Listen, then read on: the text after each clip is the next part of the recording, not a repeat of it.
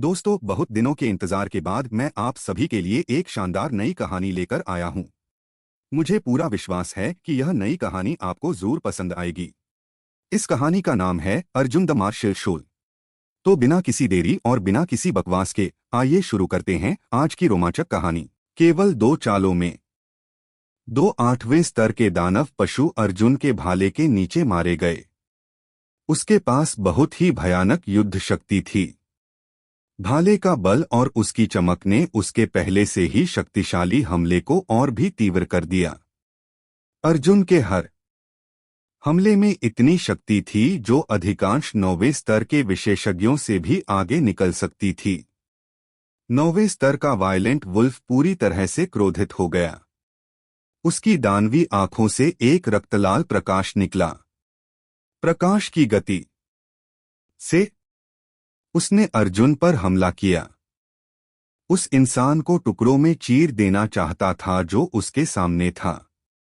अर्जुन ने उपहास किया। उसके शरीर पर तारों की शक्ति उमड़ पड़ी। उसने अपनी मिटियोर बटरफ्लाई स्टेप्स का उपयोग किया और पल भर में 9वें स्तर के वायलेंट वुल्फ के हमले को चकमा दे दिया। हवा को चीरने की आवाज आई। एक ठंडी चमक चमकी और गायब हो गई। अगले ही पल एक खून की प्यासी चीख गूंजी। 9वें स्तर के वायलेंट वुल्फ की गति अचानक रुक गई और वह बेदम होकर जमीन पर गिर पड़ा। 3 वायलेंट वुल्फ की दानवी गोलियां डिमोनिक पिल्स प्राप्त करने के बाद अर्जुन अपनी यात्रा पर आगे बढ़ा। उसकी नजर एक लाश पर पड़ी और उसने देखा कि उसका हाथ जमीन पर पड़ी एक अज्ञात वनस्पति को पकड़े हुए है। यदि कोई सावधानी से उस खूनी जीवन शक्ति को सूंघे तो पता चलेगा कि यह वनस्पति हल्की औषधीय सुगंध उत्सर्जित कर रही थी। सोल गैदरिंग ग्रास, अर्जुन ने सोचा। उसने तुरंत उस जड़ी बूटी का नाम पहचान लिया। उसकी आंखें उत्साह से भर गई थीं। सोल गैदरिंग ग्रास एक ऐसी जड़ी बूटी थी जो एक मार्शल आर्टिस्ट के शरीर को बदल सकती थी। एक बार सेवन करने पर यह एक योद्धा की मांसपेशियों, हड्डियों और मांस को पूर्णता तक तपा सकती थी और शरीर की शक्ति को बढ़ा सकती थी। यदि इसे किसी शक्तिशाली प्रशिक्षण विधि के साथ मिलाया जाए तो इसका प्रभाव और भी अधिक होता। बाजार में इस जड़ी बूटी की कीमत बहुत अधिक थी। हर कोई इसे नहीं खरीद सकता था।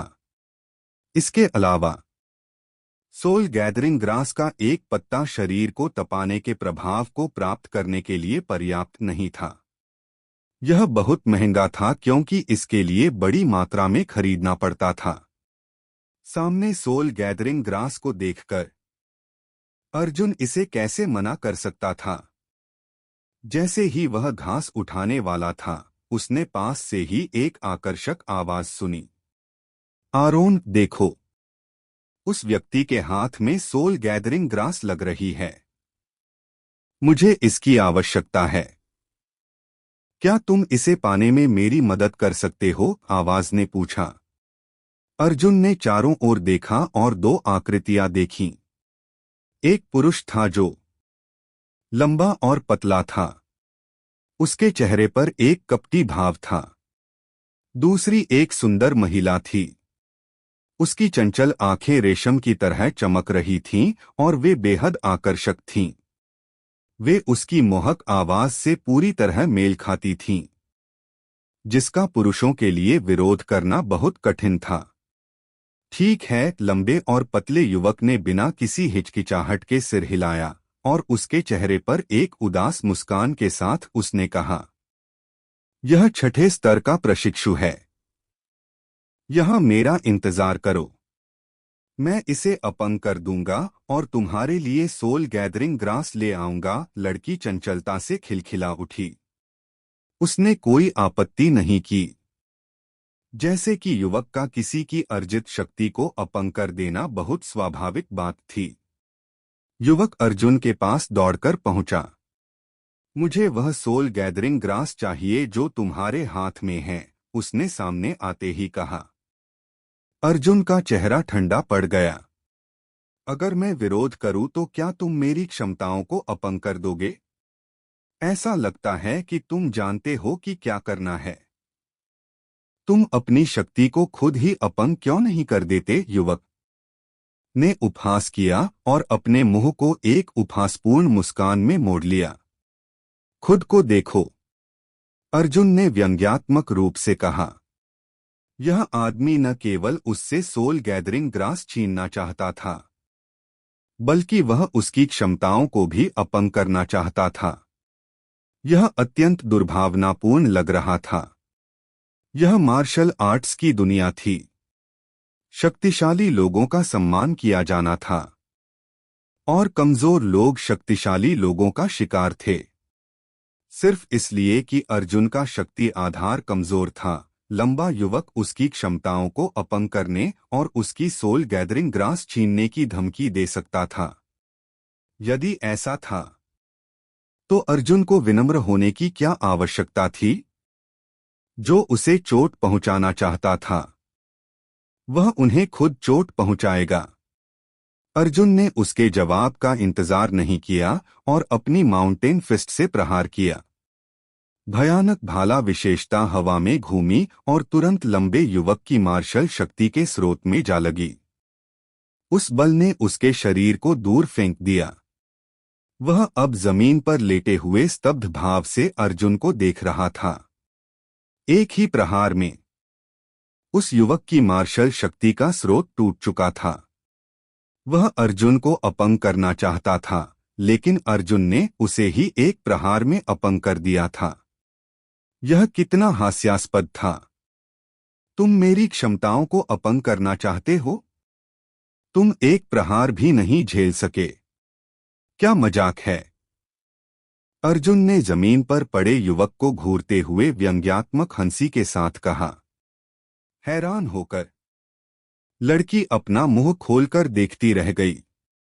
उसने कभी नहीं सोचा था कि छठा स्तर का योद्धा इतना शक्तिशाली होगा कि वह उसके 8वें स्तर के सीनियर को एक प्रहार में अपंग कर देगा।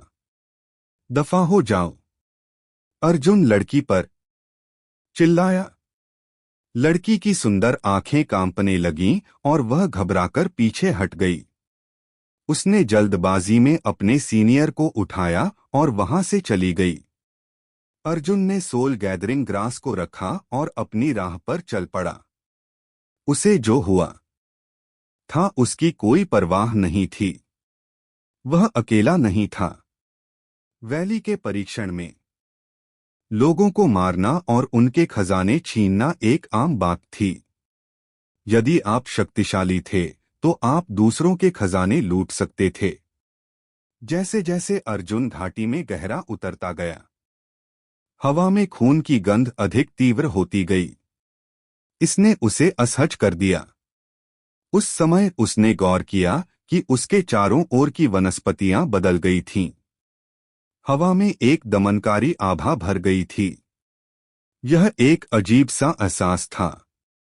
रास्ते में उसने समय समय पर मृत शरीर देखे। वे सभी इस परीक्षण में भाग लेने वाले चुनौतीकर्ता थे। उन्हें या तो दानव पशुओं ने मार डाला था या उनके दुश्मनों ने।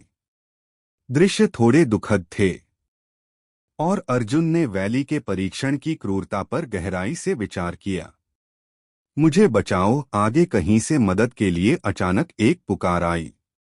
आवाज निराशा से भरी थी। अर्जुन ने अपनी आंखें आवाज की दिशा में घुमाईं।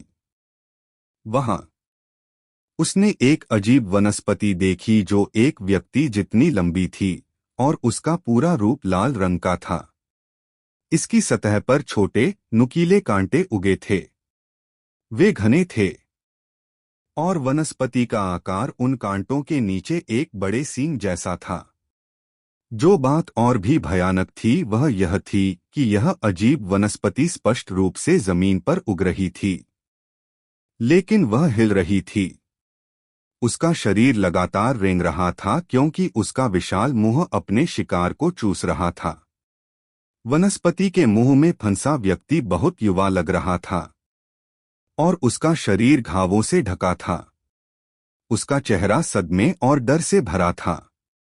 यह स्पष्ट था कि इस भयानक वनस्पति ने उसे विरूपण के बिंदु तक प्रताड़ित किया था।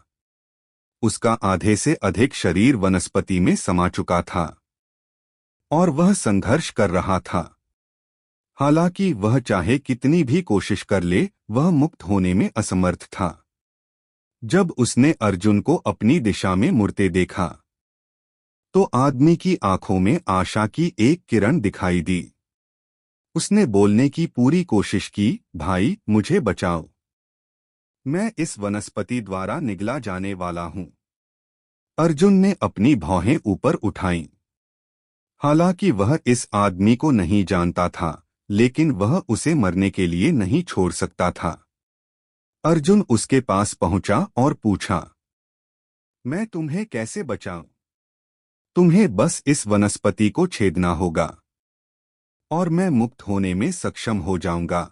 यह स्पष्ट था कि आदमी डर गया था और अब और सहन नहीं कर सकता था। यदि वनस्पति उसे पूरी तरह से निगल लेती तो वह विशेष तरल पदार्थ द्वारा संक्षारित हो जाता जो वनस्पति स्रावित करती थी। अंत में वह खून के एक पूल में बदल जाता और वनस्पति की वृद्धि के लिए पोषण बन जाता। ठीक है। अर्जुन ने सिर हिलाया। उसके दोनों हाथ कांपे और उसके हाथ में मौजूद ड्रैगन करेज सिल्वर स्पीयर तुरंत वनस्पति की सतह की ओर बढ़ा। एक मंद आवाज सुनाई दी। अर्जुन के भाले की शक्ति कमजोर नहीं थी, हालांकि भेदन बल कितना भी महान क्यों न हो, यह बेकार था। ऐसा लग रहा था जैसे उसने रबर की एक मोटी परत में प्रहार किया हो। वनस्पति की सतह से एक मजबूत पलटाव बल निकला और ड्रैगन करेज सिल्वर स्पीयर को वापस उछाल दिया। अर्जुन ने माथे पर बल डाला। ऐसा कैसे हो सकता है? मेरा भाला वास्तव में इस वनस्पति से निपटने में असमर्थ है, उसने सोचा। उसने नहीं सोचा था कि वनस्पति का बचाव इतना शक्तिशाली होगा। यह तो अजेय था। जैसे ही वह अपने भाले को उच्च गति से आगे बढ़ाने वाला था, हवा को चीरती हुई एक घनी आवाज आई। बस एक पल में वनस्पति की सतह पर हजारों छोटे अंगूर की बेलें, वाइन्स, दिखाई दीं। बिजली की तरह वे चारों दिशाओं से अर्जुन के शरीर के चारों ओर लिपट गईं। इसने अर्जुन को चौंका दिया। उसने ड्रैगन करेज सिल्वर स्पीयर को जोर जोर से लहराया। पल भर में उसने अनगिनत बेलों को काट दिया। हालांकि बेलें अनथीन लग रही थीं। चाहे उसने कितनी भी बेलें काट दी हों, वे तुरंत फिर से उग आती थीं। जैसे ही उन्होंने उसके पैरों को बांधा, अर्जुन ने अपना संतुलन खो दिया और जमीन पर गिर पड़ा।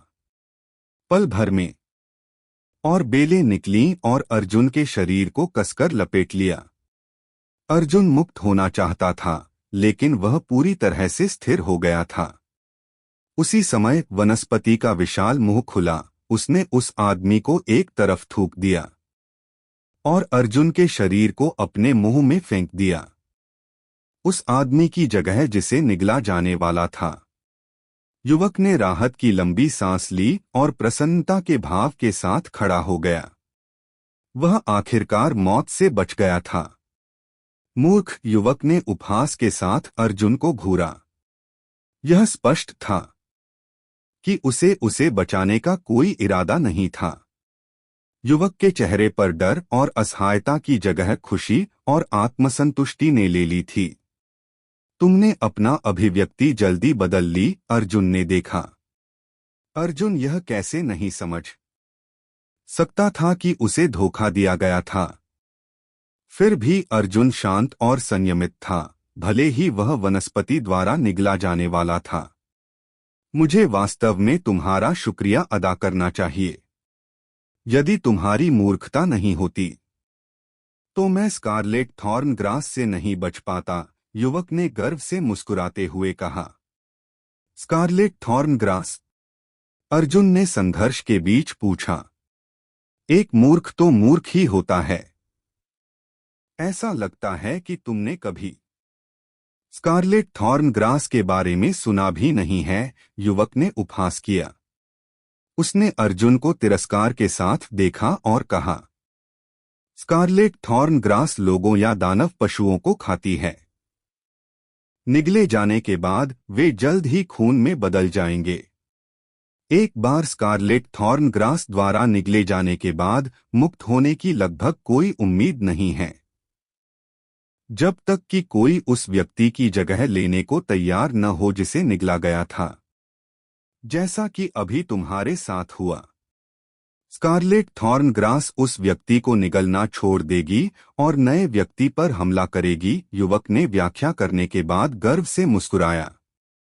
उसने पछतावे का कोई संकेत नहीं दिखाया और बस अर्जुन को एक मूर्ख के रूप में देखा। तो तुम कह रहे हो कि तुमने यह सब जानबूझकर किया? अर्जुन की आंखों में एक ठंडी चमक चमकी। उसने विश्वासघात महसूस किया। खैर, क्या यह स्पष्ट नहीं था? तुम सचमुच एक बेवकूफ हो, युवक अर्जुन के सवाल से चिढ़ गया। चिंता मत करो, मैं एक अच्छी जिंदगी जीऊंगा, अन्यथा तुम बेकार में मर जाओगे। उसके बाद वह गर्व से हंसा और फिर वहां से चलने लगा। अर्जुन खुद पर हंसा। अच्छे लोग अंत में हारते हैं, उसने कड़वाहट से सोचा। जैसे ही युवक ने एक और कदम उठाया, अचानक चटकने की आवाजें आईं। युवक पीछे देखे बिना नहीं रह सका। उसने देखा कि अर्जुन, जो अनगिनत बेलों से कसकर बंधा हुआ था, एक उमड़ती और तेज जीवन शक्ति से घिरा हुआ था जो जल्द ही अनगिनत भाले की रोशनी में बदल गई। भाले की रोशनी ने एक दूसरे को पार किया और अंतरिक्ष को काट दिया, मानो उसके रास्ते में आने वाली हर चीज को मारने की शक्ति हो। भाले की रोशनी के भयानक प्रहार ने बेल को पूरी तरह से चकनाचूर कर दिया। अर्जुन मुक्त हो गया और वहां खड़ा रहा, अपनी ठंडी भावहीन आंखों से युवक को घूरता रहा। यह युवक स्तब्ध रह गया। उसने अर्जुन के स्कारलेट थॉर्न ग्रास के बंधन से इतनी आसानी से मुक्त होने की उम्मीद नहीं की थी। तुम वास्तव में मौत से बचने में कामयाब रहे। ऐसा लगता है कि तुम मूर्ख नहीं हो, युवक ने अपने दिल को शांत किया। वह महसूस कर सकता था कि अर्जुन के शरीर पर आभा केवल छठे स्तर पर थी, इसलिए उसे उससे खतरा महसूस नहीं हुआ। मैंने तुम्हें दया के कारण बचाया था, लेकिन तुमने मेरी जान जोखिम में डाल दी। बताओ, मुझे तुम्हें कैसे दंडित करना चाहिए? अर्जुन का लहजा ठंडा था और उसका शरीर एक हत्यारा इरादा फैला रहा था। यदि उसने भाले की शक्ति को नहीं समझा होता, तो वह स्कारलेट थॉर्न ग्रास के बंधन से मुक्त होने में सक्षम नहीं होता। परिणाम अकल्पनीय होते। और यह सब उसके सामने खड़े उस दुष्ट युवक के कारण था। यह परीक्षण एक जीवन और मृत्यु का खेल है। जब तक मैं जीवित हूं, इसका मतलब है जीत। मुझे अपने साधनों की परवाह क्यों होनी चाहिए? युवक ने उदासीनता से मुस्कुराते हुए कहा। छठे स्तर का योद्धा मुझसे निपटना चाहता है। कोई आश्चर्य नहीं कि तुम इतने मूर्ख हो, युवक ने अर्जुन का मजाक उड़ाना जारी रखा, इस तथ्य से अंधा होकर कि वह 8वें स्तर का योद्धा था। उसने अपनी पूरी ताकत के साथ अपना लोहे का मुक्का लहराया। अर्जुन को एक प्रहार में मारना चाहता था।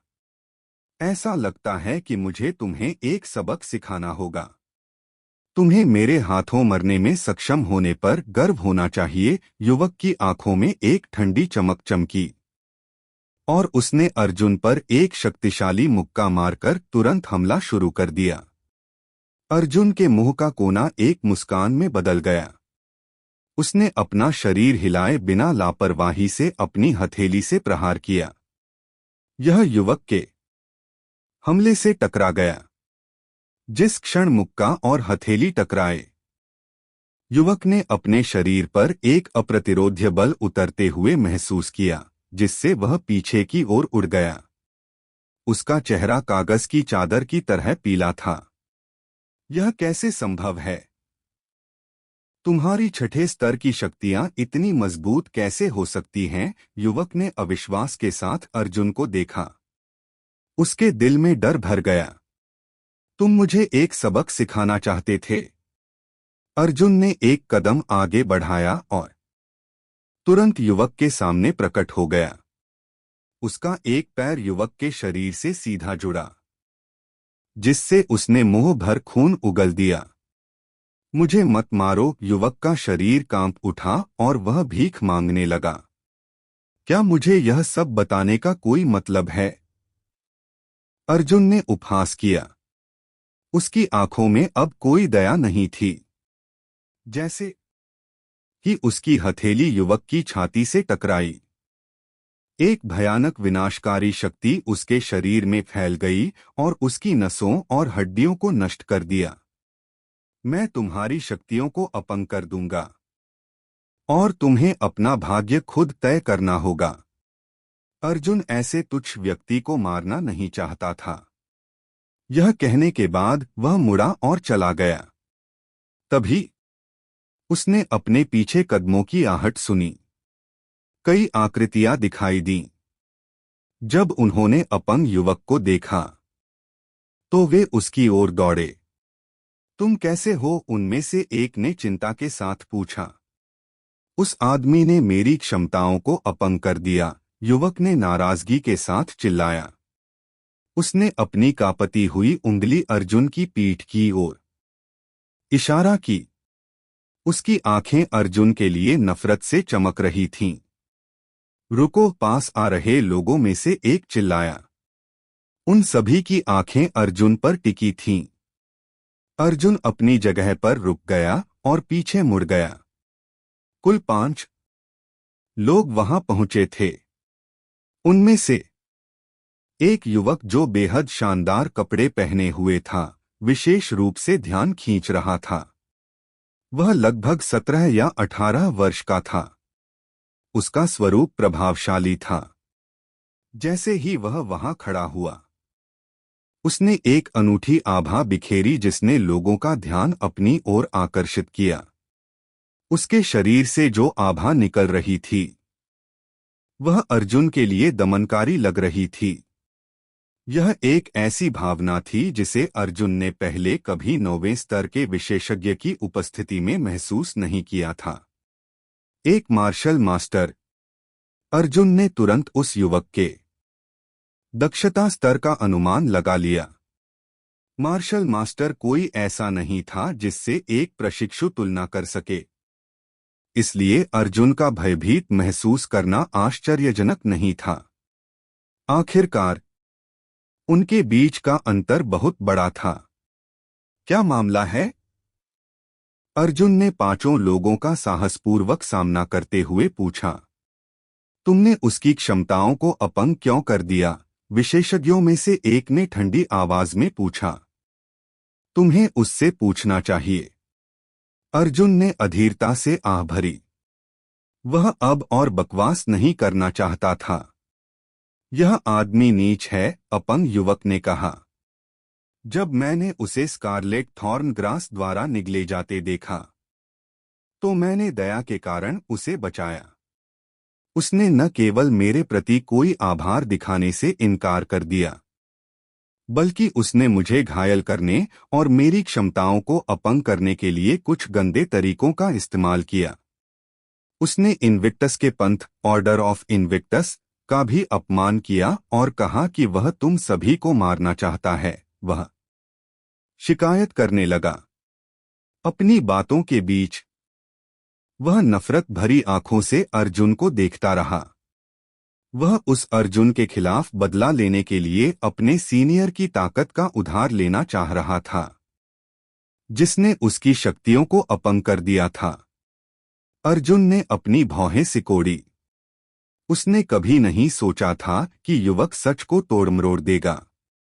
उसके अनुसार अर्जुन ने ही उसके उपकार का बदला कृतघ्नता से दिया था।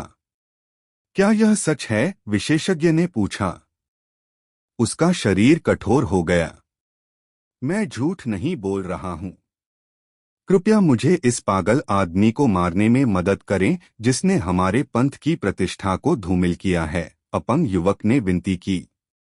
इतना बड़ा झूठ बोलते समय उसकी आंखें भी नहीं झपकीं। मेरे भाई ने तुम्हें बचाया, लेकिन तुमने उसके खिलाफ इतने नीच तरीके का इस्तेमाल किया और तुमने इनविक्टस के पंथ को बदनाम भी किया। मैं तुम्हें अपने शव को बरकरार छोड़ने का एक मौका दूंगा। खुद को मार लो। वह आदमी अर्जुन की ओर मुड़ा। इनविक्टस के पंथ के एक शिष्य के रूप में उसे लगा कि उसे अहंकारी होने का अधिकार है। इनविक्टस का पंथ देश के सबसे प्रमुख मार्शल पंथों में से एक था। इसके सदस्यों के बीच अनगिनत विशेषज्ञ थे। वास्तव में कई प्रमुख पंथ अपने उत्कृष्ट शिष्यों को तक्षक गुरुकुल, कोर्बेनिक एस्टेट के घरों में से एक में प्रशिक्षण के लिए भेजने के इच्छुक थे। इनविक्टस का पंथ कोई अपवाद नहीं था। ये लोग उन शिष्यों में से थे जिन्हें तक्षक गुरुकुल भेजा गया था। क्या मजाक है? तुम चाहते हो कि मैं केवल उसकी एक तरफा कहानी सुनकर आत्महत्या कर लूं? अर्जुन ने पूछा। मैं झूठ कैसे बोल सकता हूं? तुमने इनविक्टस के पंथ के एक शिष्य को घायल किया है। तुम्हें आत्महत्या करने देना तुम्हें आसानी से छोड़ना है। क्या तुम इनकार कर रहे हो? उसका लहजा ठंडा था। यह स्वाभाविक था कि वह अपने जूनियर पर विश्वास करेगा। अर्जुन ने उपहास किया और कहा, वह 8वें स्तर का योद्धा है, लेकिन वह मुझसे एक प्रहार भी नहीं झेल सका। मुझे खेद है कि मुझे उससे निपटने के लिए इतने नीच तरीकों का इस्तेमाल करना पड़ा। इसके अलावा उसके शरीर पर स्कारलेट थॉर्न ग्रास से स्रावित कुछ तरल पदार्थ है, लेकिन मेरा शरीर साफ है। तुम सभी को पता होना चाहिए कि इसका क्या मतलब है। अर्जुन तथ्यों को बताने में तेज था। इनविक्टस के पंथ के विशेषज्ञ अपंग युवक को देखने और फिर अर्जुन की ओर वापस मुड़ने से खुद को रोक नहीं सके। यह बिल्कुल वैसा ही था जैसा अर्जुन ने कहा था। अर्जुन का शरीर सूखा और सहज था, जबकि अपंग युवक का शरीर गीला था। इनविक्टस के पंथ के विशेषज्ञों ने पूरी स्थिति पर संदेह करना शुरू कर दिया। वे मूर्ख नहीं थे। कुछ सरल सोच के बाद वे अंततः परिदृश्य को पूरी तरह से समझ गए। उसकी बकवास मत सुनो, चाहे कुछ भी हो। उसने मेरी शक्तियों को अपंग कर दिया। अपंग युवक के चेहरे पर थोड़ा घबराया हुआ भाव सामने आया क्योंकि उसने खुद को समझाया। अर्जुन ने कुछ ही शब्दों में उसका झूठ बेनकाब कर दिया था। इनविक्टस के पंथ के कई विशेषज्ञ एक दूसरे को देखने लगे, जो सोच में खोए हुए लग रहे थे। इनविक्टस का पंथ हमेशा पारदर्शी और स्पष्ट रहा है। हम तुम्हें दोषी ठहराने में कैसे गलत हो सकते हैं? आज मुझे बदले में तुम्हारी शक्ति के स्रोत को अपंग करके तुम्हें चुकाना होगा। इस समय मार्शल मास्टर, जिसने अब तक अपना रुख व्यक्त नहीं किया था, ने अर्जुन का भाग्य तय कर लिया था। रायली सही है। तुमने हमारे भाई की क्षमताओं को अपंग कर दिया, इसलिए तुम्हें अपने कार्यों की कीमत चुकानी चाहिए। बस आत्मसमर्पण करो। इनविक्टस के पंथ के एक शक्तिशाली योद्धा ने जल्दबाजी में चिल्लाया। इनविक्टस के पंथ के शिष्यों की ताकत अपने बेहतरीन स्तर पर है। देखो तुम कैसे सच को तोड़ मरोड़ते हो।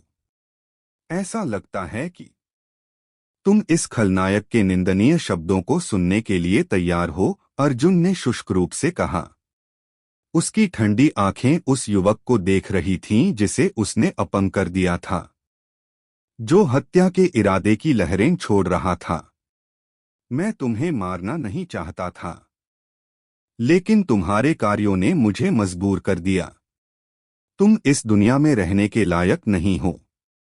अर्जुन के चेहरे पर एक विकृत मुस्कान फैल गई और उसने एक भयानक दृष्टि के साथ पुरुषों को देखा। उसने उस युवक की ओर तीखी नजर डाली जिसे उसने पहले बचाया था। वह क्या करने जा रहा है? इनविक्टस के पंथ के कुछ विशेषज्ञों ने असहज भाव पहने। वे समझ नहीं पाए कि अर्जुन का क्या मतलब था। हालांकि जैसे ही वे गहरे सोच में थे, उन्होंने ऊर्जा की एक लहर को उनके शरीर को काटते देखा। यह आकाश में तारों जैसा लग रहा था। तारों की शक्ति अविश्वसनीय गति से फैल रही थी। चूंकि वे सभी 9वें स्तर पर थे, इसलिए उनकी प्रतिक्रियाएं बेहद तेज थीं। उन्होंने तुरंत जान लिया कि अर्जुन ने अपनी क्षमताओं को सक्रिय कर दिया था और उनकी आभा जवाब में जाग गई। हालांकि उन्हें 1 सेकंड की देरी हो गई थी। पलक झपकते ही अर्जुन अपंग युवक के सामने प्रकट हो गया और अपनी चमकती हथेली को उसके शरीर पर अंकित कर दिया। विनाशकारी शक्ति फैल गई और तुरंत उसे मार डाला। तुम उसे मारने की हिम्मत कैसे की? इनविक्टस के पंथ के लोग अर्जुन के उन्मत्त कार्यों से स्तब्ध थे। वह बहुत अहंकारी था, उन्होंने सोचा। वह केवल 6ठे स्तर का योद्धा था, लेकिन उसने 5 लोगों के सामने उनके आदमी को मार डाला था। उन्होंने कभी सपने में भी नहीं सोचा था कि ऐसी बात हो सकती है। अर्जुन ने खुलेआम इनविक्टस के पंथ के एक सदस्य को मार डाला था, इसलिए आज अर्जुन को मरना था। वह एक नीच आदमी था। उसे मारने का मतलब है इनविक्टस के पंथ की मदद करना। अर्जुन ने मुस्कान के साथ ताना मारा, लेकिन उसकी आंखों में भावना का लेशमात्र भी नहीं था। तुम बहुत अहंकारी हो। क्या तुम नहीं जानते थे कि तुम्हारे पिछले कार्यों से तुम्हारी जान चली जाएगी? मार्शल मास्टर की आंखें ठंडी रोशनी से भरी थीं। वह शांत दिख रहा था, लेकिन वह आभा जिसे वह लापरवाही से छोड़ रहा था, उसमें हत्या के इरादे की लहरें थीं। अर्जुन बस उस पर मुस्कुराया। उसे किसी भी चीज की परवाह नहीं थी, भले ही वह एक मार्शल मास्टर का सामना कर रहा था। मैं वास्तव में नहीं जानता कि तुम इतने अहंकारी कैसे हो सकते हो। मैं तुम्हें सिर्फ अपने हाथ के एक इशारे से मार सकता हूं, मार्शल मास्टर ने गर्व से कहा।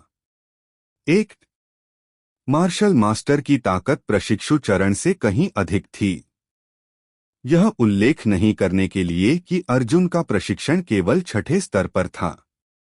मार्शल मास्टर चरण वास्तव में बहुत मजबूत है, लेकिन तुम भूल गए हो कि परिचय के दौरान हमें बताया गया था कि मार्शल मास्टर्स को योद्धा प्रशिक्षुओं पर हमला करने की अनुमति नहीं है।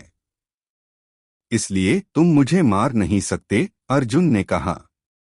उसकी आंखें तेज थीं और उसकी अभिव्यक्ति में जन्मजात आत्मविश्वास था। तुम्हें खुद मारने की जरूरत नहीं है। मार्शल मास्टर की आंखें ठंडी रोशनी से चमक उठीं। फिर वह पीछे मुड़ा और आदेश दिया, उसे मार डालो। उसकी आवाज गड़गड़ाहट जैसी थी जो मार सकती थी। जैसे ही उसने वे शब्द कहे, एक भयानक हमला अर्जुन के शरीर से जुड़ गया। अर्जुन की आंखों में एक ठंडी चमक चमकी। भयानक भाला विशेषता के साथ माउंटेन फिस्ट हमले से टकरा गई। हमला 8वें स्तर के योद्धा की ओर से आया था, तो वह अर्जुन का मुकाबला कैसे कर सकता था? भाला विशेषता के साथ मिश्रित माउंटेन फिस्ट बेहद शक्तिशाली थी। हथेली की शक्ति ने अपने रास्ते में आने वाली हर चीज को नष्ट कर दिया। भाले की रोशनी ने तुरंत हमलावर के शरीर पर कुछ खूनी छेद कर दिए और उनसे खून बहने लगा। उसी समय इनविक्टस के पंथ का एक और विशेषज्ञ पहुंचा। उसके हाथ में एक लंबी चाकू थी और उसने अपनी पीठ के पीछे युद्ध की भावना के साथ विशाल ब्लेड को छोड़ा। उसके हमले ने एक तेज रोशनी दी और उसने अर्जुन के सिर पर प्रहार करने के लिए युद्ध की भावना की शक्ति उधार ली। यह एक बहुत शक्तिशाली हमला था। भाड़ में जाओ, विशेषज्ञ के चेहरे पर एक क्रूर मुस्कान थी। पंथ के कई सदस्यों के अर्जुन पर हमला करने के साथ इसका मतलब था कि भले ही उसके पास महान क्षमताएं हों, वह जल्द ही मौके पर ही मर जाएगा। अर्जुन की अभिव्यक्ति हमेशा की तरह थी। उसके हाथ में ड्रैगन करेज सिल्वर स्पीयर गूंजता रहा। अर्जुन के शरीर पर उसकी भाला विशेषता की लहरें खिल रही थीं, जो चमक रही थीं। लंबे भाले, ड्रैगन की तरह चलो। ड्रैगन करेज सिल्वर स्पीयर एक विशाल ड्रैगन में बदल गया था। इसने उस ब्लेड की रोशनी को ठीक से छेद दिया जो उसे काटने आई थी और सीधे उसके हमलावर के गले की ओर गई। विशेषज्ञ भयभीत दिख रहा था। उसने कभी नहीं सोचा था कि अर्जुन का हमला इतना हिंसक होगा। वह चकमा देना चाहता था, लेकिन बहुत देर हो चुकी थी। वह केवल अपने शरीर पर मौत की एक लहर को उतरते हुए महसूस कर सकता था, जैसे कि वह उसकी जीवन शक्ति को छीनने वाला था। नहीं, जितनी जल्दी यह आया, विनाशकारी शक्ति ने उसके गले को छेद दिया। विशेषज्ञ केवल एक तीखी चीख निकाल सका।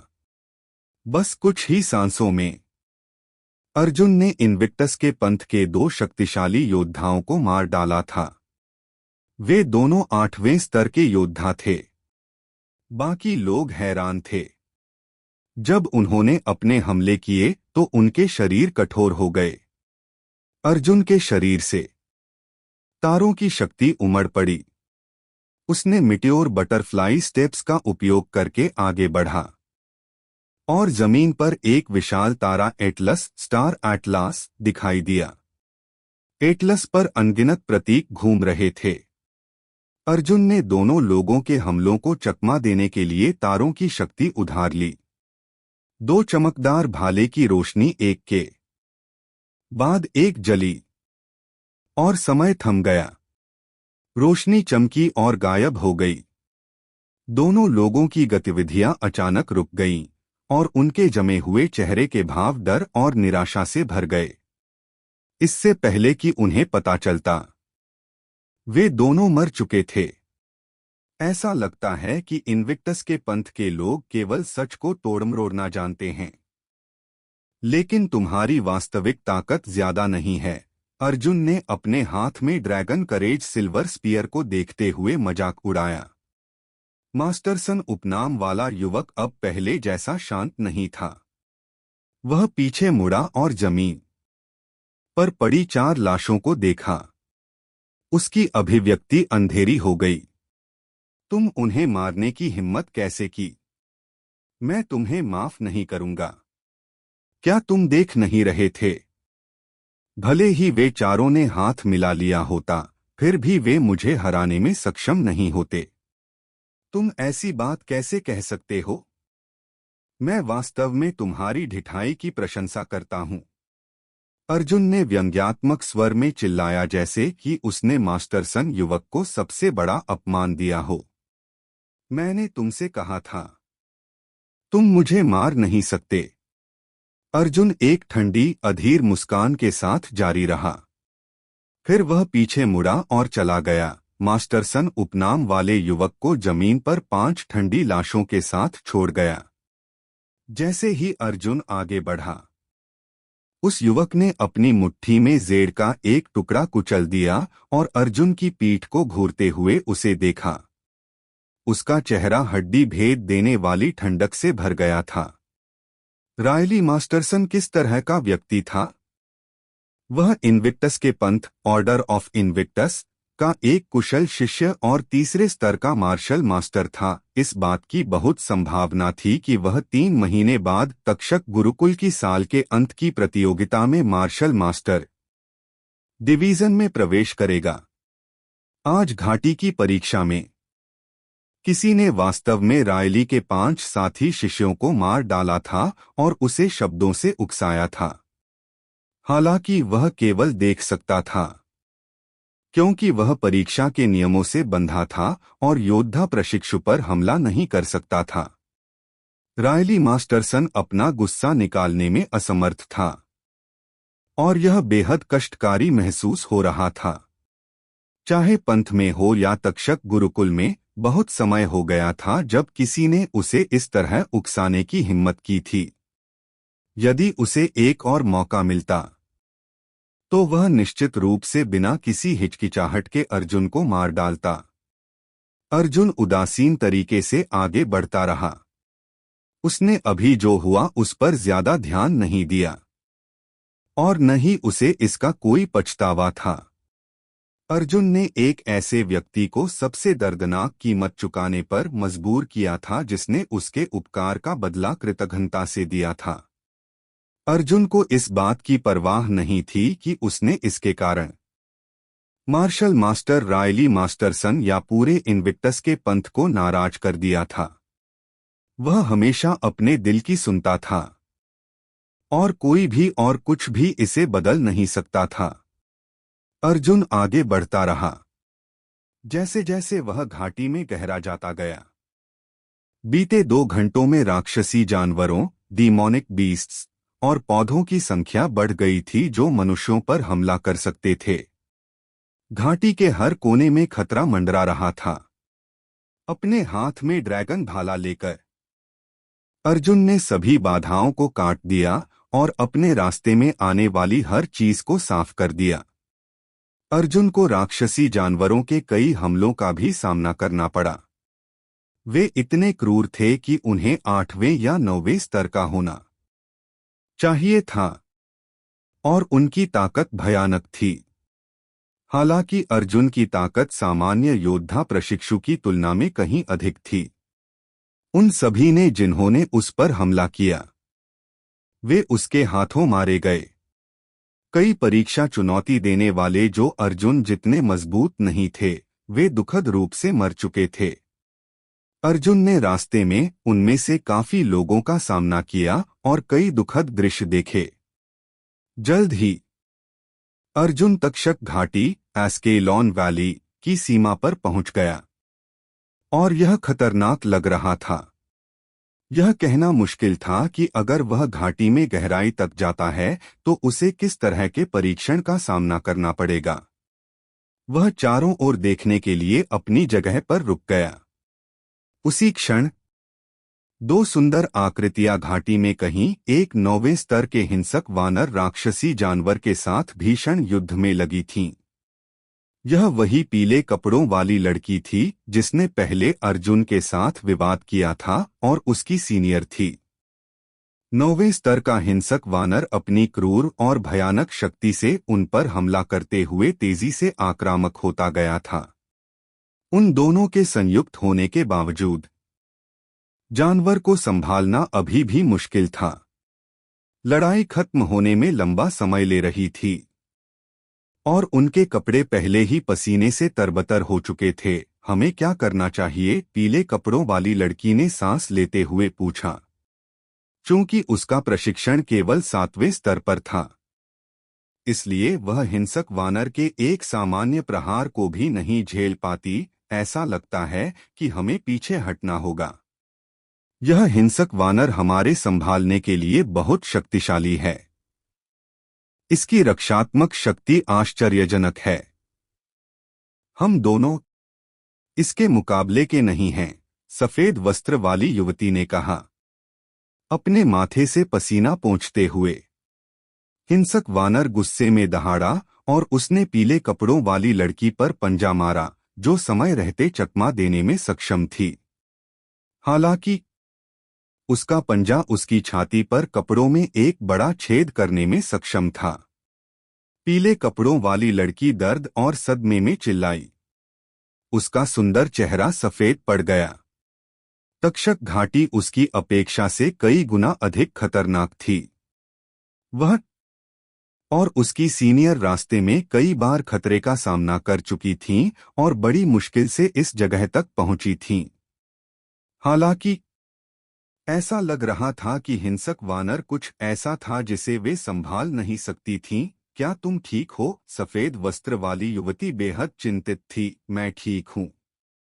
बस यह है कि मैं अब और अधिक देर तक नहीं टिक सकती। जल्दी करो। यहाँ से बाहर निकलने का कोई रास्ता सोचो। पीले कपड़ों वाली लड़की ने अपने आंसू छिपाने की कोशिश की, लेकिन उसकी आवाज कांपती और कमजोर थी। वह केवल 16 वर्ष की थी और उसने पहले कभी ऐसा अनुभव नहीं किया था। सफेद वस्त्र वाली लड़की के पास हिंसक वानर का अकेले सामना करने के अलावा कोई विकल्प नहीं था। हालांकि अपनी वर्तमान स्थिति से परेशान होकर उसने अपनी चालों में गड़बड़ी कर दी और अपनी लंबी तलवार को यादृच्छिक दिशाओं में घुमाया। तुम्हें टिके रहना होगा। सफेद वस्त्र वाली युवती ने अपने हाथ में लंबी तलवार को मजबूती से पकड़ा और जानवर पर प्रहार किया। उसकी आंखों के कोनों पर आंसू आने लगे। हिंसक वानर ने एक बार फिर दहाड़ मारी। उसके एक पंजे ने सफेद वस्त्र वाली युवती की लंबी तलवार का विरोध किया और दूसरा पंजा पीले कपड़ों वाली लड़की के शरीर पर निशाना था। पीली वस्त्र वाली लड़की हिंसक वानर के शक्तिशाली हमले का सामना करते हुए केवल एक छोटी सी चीख निकाल सकी। संभावना थी कि वह उसके पंजे के नीचे मर जाएगी। सावधान। सफेद वस्त्र वाली युवती के चेहरे पर एक चिंतित भाव आ गया। वह जल्दी से पीले कपड़ों वाली लड़की के सामने कूद गई और अपनी लंबी तलवार से पंजे पर वार किया। उसने हिंसक वानर के इस और भी तीव्र हमले का विरोध करने की कोशिश की। हिंसक वानर के पंजे ने लंबी तलवार का विरोध किया और उसे उसके हाथ से दूर फेंक दिया। फिर उसने अपना पंजा फिर से उठाया। दोनों लड़कियों को मांस के पेस्ट में बदलने के लिए तैयार था। क्या मैं मरने वाली हूँ? सफेद वस्त्र वाली युवती ने सोचा। वह हार मानती हुई प्रतीत हुई और उसके चेहरे पर निराशा का भाव था। भयानक हमले के नीचे मौत उसका इंतजार करती दिख रही थी। पीले कपड़ों वाली लड़की भी निराशा में थी। वह यह स्वीकार नहीं कर सकी कि उसे 16 साल की उम्र में घाटी में मरना था, एक जानवर द्वारा मारे जाना। दोनों लड़कियों ने अपनी आंखें बंद कर लीं, अपनी मौतों का सामना करने के लिए तैयार थीं। घाटी में एक चमकदार रोशनी की किरण दौड़ी और शून्य को भेद दिया। इसकी विनाशकारी शक्ति अतुलनीय रूप से शक्तिशाली थी। प्रकाश की शक्तिशाली किरण हिंसक वानर की खोपड़ी से होकर गुजरी और उसने दोनों लड़कियों को नष्ट होने से रोक दिया। धीरे धीरे उसका विशाल शरीर जोर की आवाज के साथ नीचे गिर गया। धूल हर जगह उड़ गई। जो लड़कियां मौत के कगार पर थीं, उन्होंने धीरे धीरे अपनी आंखें खोलीं। वे जीवित थीं। किसी ने उन्हें बचाया था। एक आकर्षक आकृति ने उनके चेहरे पर थोड़ी चिंता के साथ उन्हें देखा। यह और कोई नहीं बल्कि अर्जुन था, जो अभी वहां से गुजर रहा था। क्या तुम लोग ठीक हो? अर्जुन ने लड़कियों को ऊपर उठाने में मदद करते हुए पूछा। पीली वस्त्र वाली लड़की के साथ उसका कैसा भी संबंध हो, उसे लगा कि उसे मदद करनी चाहिए, क्योंकि सफेद वस्त्र वाली युवती ने उसे तक्षक घाटी की बुनियादी स्थिति के बारे में बताया था। वह उन्हें कैसे नहीं बचा सकता था? थोड़ी घायल, लेकिन हम ठीक हैं। मैंने नहीं सोचा था कि तुम ही हमें बचाओगे। धन्यवाद। सफेद वस्त्र वाली युवती ने अर्जुन की ओर कृतज्ञतापूर्वक मुस्कुराया। चुपके से अर्जुन की ताकत से हैरान थी। पीली वस्त्र वाली लड़की ने उसे देखा और खुद को ऊपर खींचा। उसने अर्जुन की ओर देखा और फिर उसे नजरअंदाज कर दिया। उसकी मदद के लिए कृतज्ञ थी। उसने नाक सिकोड़ी और कहा, अगर तुम प्रकट नहीं हुए होते तो मेरी सीनियर और मैं इस राक्षसी जानवर को मारने में सक्षम होती। क्या ऐसा है? अर्जुन ने भौहें सिकोड़ी। वह नहीं समझ सका कि पीली वस्त्र वाली लड़की को उसके प्रति इतना विपरीत होना क्यों पसंद था। बिल्कुल, तुम छठे स्तर के प्रशिक्षु हो। यदि मेरी सीनियर और मैंने राक्षसी जानवर को नियंत्रित नहीं किया होता तो तुम एक प्रहार में कैसे सफल हो सकते थे, कि पीली वस्त्र वाली लड़की ने तिरस्कार के साथ कहा। वह उस निराशा को भूल गई थी जिसे उसने महसूस किया था जब राक्षसी जानवर ने उन्हें लगभग मार ही डाला था। तुम ऐसा कैसे कह सकती हो? यदि हमारे जूनियर समय पर प्रकट नहीं हुए होते तो हम राक्षसी जानवर के पंजे से कुचलकर मर गई होती। जल्दी करो और उसे धन्यवाद दो, इसे और अधिक सहन करने में असमर्थ। सफेद वस्त्र वाली युवती ने हल्के से पीली वस्त्र वाली लड़की को धक्का दिया। मुझे लगता है कि तुम इस व्यक्ति द्वारा मंत्रमुग्ध हो गई हो। वह अपनी छठी स्तर की क्षमताओं के साथ 9वें स्तर के राक्षसी जानवर को कैसे मार सकता है? पीली वस्त्र वाली लड़की इस विचार पर अड़ी रही कि अर्जुन ने राक्षसी जानवर को मारने के लिए एक सस्ते तरीके का इस्तेमाल किया था। जो भी हो, मैं अब इस पर बहस नहीं करने जा रही हूं। अभी वापस आती हूं। मैं राक्षसी जानवर की सामग्री इकट्ठा करने जा रही हूं। पीली वस्त्र वाली लड़की स्थिति से इतनी परेशान लग रही थी कि वह अपने फटे हुए कपड़ों के बारे में भूल गई। उसने हिंसक वानर की लाश के सामने कदम रखा और राक्षसी जानवर की सामग्री एकत्र की। सफेद वस्त्र वाली युवती ने कंधा उचकाया और अर्जुन की ओर माफी भरी मुस्कान दी। कुछ ही क्षण बाद पीली वस्त्र वाली लड़की हिंसक वानर की राक्षसी गोली डीमोनिक पिल अपने हाथ में लेकर और ग्लिफ हड्डियों ग्लीफ बोन्स का एक सेट लेकर लौटी। उसने राक्षसी गोली सफेद वस्त्र वाली युवती को दे दी और कहा, कृपया यह राक्षसी गोली ले लो। मुझे केवल ग्लिफ हड्डियां चाहिए। सफेद वस्त्र वाली युवती ने अपने साथी के हाथ से राक्षसी गोली ली, मुड़ी और इसे अर्जुन को दे दिया। चूंकि तुमने राक्षसी जानवर को मारा है, इसकी राक्षसी गोली ले लो। सफेद वस्त्र वाली युवती के शब्द ईमानदार थे और उसकी सुंदर आंखों में धोखे का कोई निशान नहीं था। क्षमा करें, लेकिन राक्षसी गोली तुम्हारी है। तुम इसे उसे क्यों दे रही हो? पीली वस्त्र वाली लड़की ने भौहें सिकोड़ी और एक आंख ऊपर उठाई। राक्षसी गोली काफी मूल्यवान थी। इसे इतनी आसानी से कैसे दिया जा सकता था? जूनियर ने जानवर को मारा है। यह केवल उचित है कि वह इससे सामग्री का मालिक बने। यदि तुम ग्लिफ हड्डी चाहती हो तो तुम्हें उसकी अनुमति भी लेनी होगी। सफेद वस्त्र वाली युवती ने अपनी पीली वस्त्र वाली जूनियर से दृढ़ स्वर में कहा। अनुमति मांगना? पीली वस्त्र वाली लड़की ने उपहास किया और तिरस्कार के साथ अर्जुन को देखा। तो क्या हुआ अगर उसने राक्षसी जानवर को मारा? अगर हमने उसे उसके लिए कमजोर नहीं किया होता तो वह भी मर सकता था। हर कोई राक्षसी जानवर को मारने में हिस्सा लेता है। राक्षसी गोली और ग्लिफ हड्डी कानूनी रूप से हमारी हैं और वह बाकी की फर ले सकता है, उसने जवाब दिया। 9वें स्तर के राक्षसी जानवर की सामग्री कुछ कीमती थी। राक्षसी गोली और ग्लिफ हड्डियां सभी अवयवों में सबसे मूल्यवान थीं। जहां तक राक्षसी जानवर की फर का सवाल है, यह अधिकांश मार्शल कलाकारों के लिए बेकार थी। पीली वस्त्र वाली लड़की का मूल्यवान वस्तुओं का दावा करना और अर्जुन के लिए केवल फर छोड़ना निस्संदेह अर्जुन का अपमान था। राक्षसी गोली ले लो।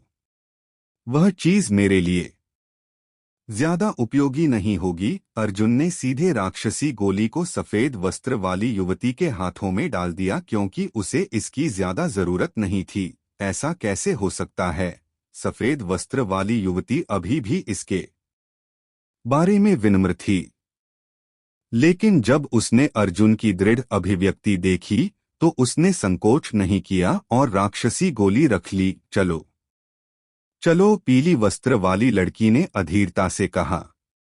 अर्जुन ने उसे नजरअंदाज कर दिया और बस उदासीनता से मुस्कुराया, जैसे कि वह उसके साथ बहस नहीं करना चाहता था। घाटियां खतरे से भरी हैं। क्या तुम हमारे साथ आना चाहते हो? सफेद वस्त्र वाली युवती ने अचानक अर्जुन से पूछा।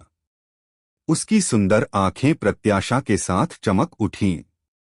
अर्जुन एक पल के लिए स्तब्ध रह गया, लेकिन उसने कुछ नहीं कहा। वह हिचकिचा रहा था क्योंकि वह उस पीली वस्त्र वाली लड़की से नफरत करता था। चिंता मत करो, हम दोनों निश्चित रूप से तुम्हें नीचे नहीं खींचेंगी। यदि यह वास्तव में काम नहीं करता है तो हम दोनों ट्रांसफर रूम को सक्रिय करेंगी और तुम्हें अकेला छोड़ देंगी। सफेद वस्त्र वाली युवती ने अर्जुन की अनिच्छा को देख लिया था और उसे राजी कर लिया था। उसके शब्दों में एक आग्रहपूर्ण लहजा था। उसने पहले ही अर्जुन की असाधारण क्षमता देख ली थी। ठीक है, अर्जुन ने सिर हिलाया और उसे देखकर मुस्कुराया। उसने अपनी शर्तें सरलता से रखी थीं। वह सहमत कैसे नहीं हो सकता था? क्या तुम्हें लगता है कि तुम कोई विशेष व्यक्ति हो? तुम्हें सम्मानित महसूस करना चाहिए कि तुम्हारी सीनियर ने तुम्हें हमारे साथ यात्रा करने की अनुमति दी, लेकिन तुम हिचकिचा रहे हो। पीली वस्त्र वाली लड़की ने बगल से मजाक उड़ाया। अर्जुन को देखने से बचने की कोशिश कर रही थी। चूंकि मैं तुम्हारे साथ यात्रा करना चाहता हूं, क्या मैं भी तुम लोगों के साथ चल सकता हूं? एक हार्दिक आवाज ने बीच में बात काटी। तीनों ने आवाज की दिशा में देखा और एक आकृति को उनकी ओर आते देखा। वह अर्जुन और दो युवतियों के सामने रुक गया। यह एक युवक था जो एक शानदार आभा बिखेर रहा था। उसके सफेद कपड़ों ने उसे आरामदायक और लापरवाह बना दिया था। अर्जुन और दोनों लड़कियों ने उस युवक को देखा जो अचानक प्रकट हो गया था और सावधानीपूर्वक उसका आकलन किया। पीली वस्त्र वाली लड़की की सुंदर आंखें चमक उठीं। जब उसने आकर्षक युवक की आकृति देखी तो उसका दिल एक धड़कन चूक गया। सफेद वस्त्र वाली युवती की प्रतिक्रिया का इंतजार किए बिना पीली वस्त्र वाली लड़की अजनबी पर मुस्कुराई और कहा, बिल्कुल, आप चल सकते हैं। आपका नाम क्या है? एली की मासूमियत या नासमझी? पीले कपड़ों वाली लड़की बेहद विनम्र दिखी और तुरंत उस आदमी के अनुरोध पर सहमत हो गई। यह अर्जुन के प्रति उसके पिछले व्यवहार के बिल्कुल विपरीत था। मैं कार्सन वॉकर हूं, शाही परिवार का एक सदस्य। सफेद कपड़ों वाले युवक ने शालीनता और सुरुचिपूर्ण ढंग से अपना परिचय दिया। अचानक एक चमक आई और कार्सन के हाथ में एक लबादा रोब दिखाई दिया।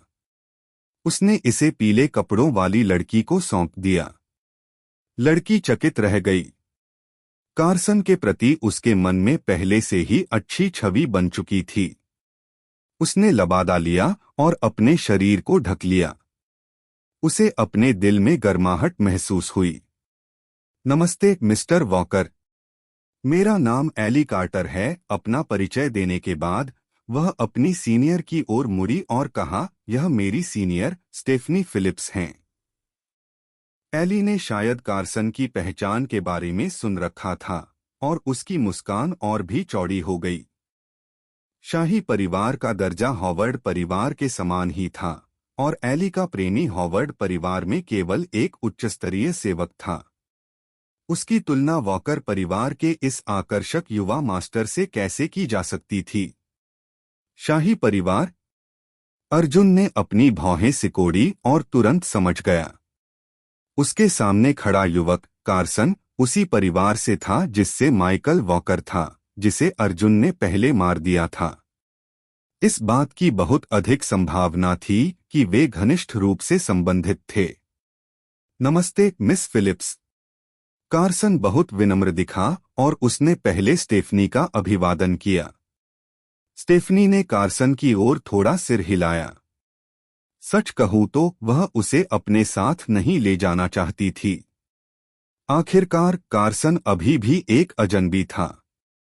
लेकिन चूंकि एली पहले ही सहमत हो चुकी थी, स्टेफनी ने अपना मुंह बंद रखा। और तुम कौन हो? कार्सन ने अपनी नजर अर्जुन पर टिकाते हुए पूछा। ओह, वह बस कोई है जिसे हम रास्ते में मिले थे। मिस्टर वॉकर, आपको उसके बारे में चिंता करने की जरूरत नहीं है, एली ने मुस्कान के साथ कहा। उसका अर्जुन को कार्सन से मिलवाने का कोई इरादा नहीं था। वह केवल छठे स्तर पर है, लेकिन वह इस परीक्षण में भाग ले रहा है। तुम दोनों बहनें उसे यहां तक ले आई, है ना? कार्सन की आंखें थोड़ी संकरी हो गईं और उनमें तिरस्कार का संकेत था।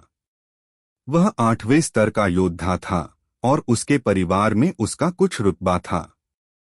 इसलिए वह स्वाभाविक रूप से अर्जुन और दूसरों को कुछ नहीं समझता था।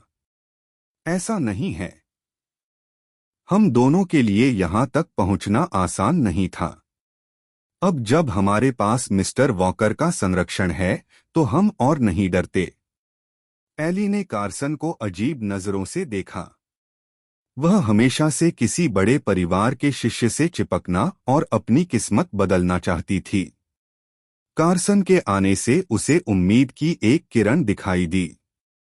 अर्जुन ने उन्हें देखा और मन ही मन सोचा, इस दुनिया में इतने आत्मधर्मी लोग क्यों हैं? एली कार्सन के पास ही रही और वे रास्ते भर बातें करते रहे।